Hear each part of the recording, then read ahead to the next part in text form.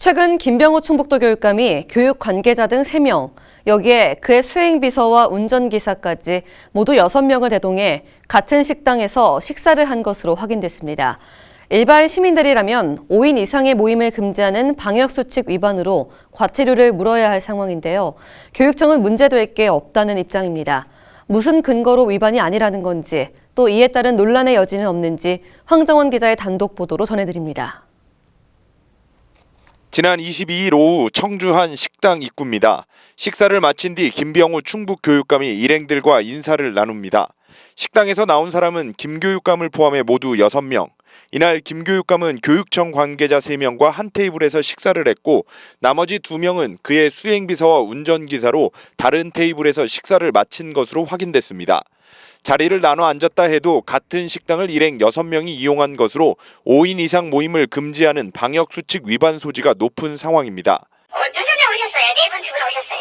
실제로 정부는 지난해 12월 24일부터 5명 이상 집합금지 명령을 내리면서 공적 업무나 기업 활동 등을 제외하고 식사 자리 등은 최대 4명만 모일 수 있습니다.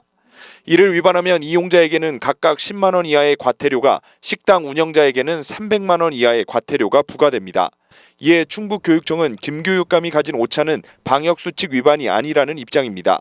현장 관계자 격려 차원에서 김 교육감을 비롯해 4명만 함께 식사를 한 것이고 다른 테이블에서 식사를 한 수행비서, 운전기사 등은 교육감을 보좌하는 업무 목적이었기 때문에 이는 같은 목적의 모임으로 볼 수 없다는 겁니다. 권덕철 보건복지부 장관 역시 수행진 2명을 포함해 모두 6명이 같은 식당을 이용했다가 논란에 휩싸였는데 당시 복지부도 목적이 다른 모임이라는 이유로 방역수칙 위반이 아니라고 판단했다는 게 교육청의 설명입니다. 저희들도 고민 안 한 건 아니에요. 왜냐하면 교육감이 행사하시면 수행은 필연적으로 따라가잖아요. 그래서 또 그때 이제 그런 보도 나고 여기서 또 보건복지부에서 설명회를 통해 가지고 방역수칙 해당되지 않는다 해가지고서 저희들도 운영을 한 거죠.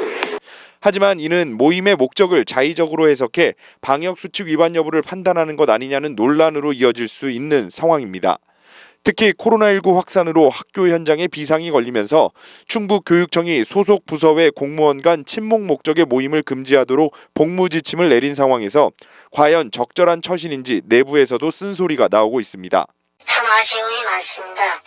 일선학교에서는 학생들 하나하나 조심하라고 늘 가정통신문 내지는 아이들을 늘 교육을 하고 있는데 교육의 수장이신 교육감이 그 지키지 않았다는 것에 대해서는 상당히 아쉬움이 많습니다.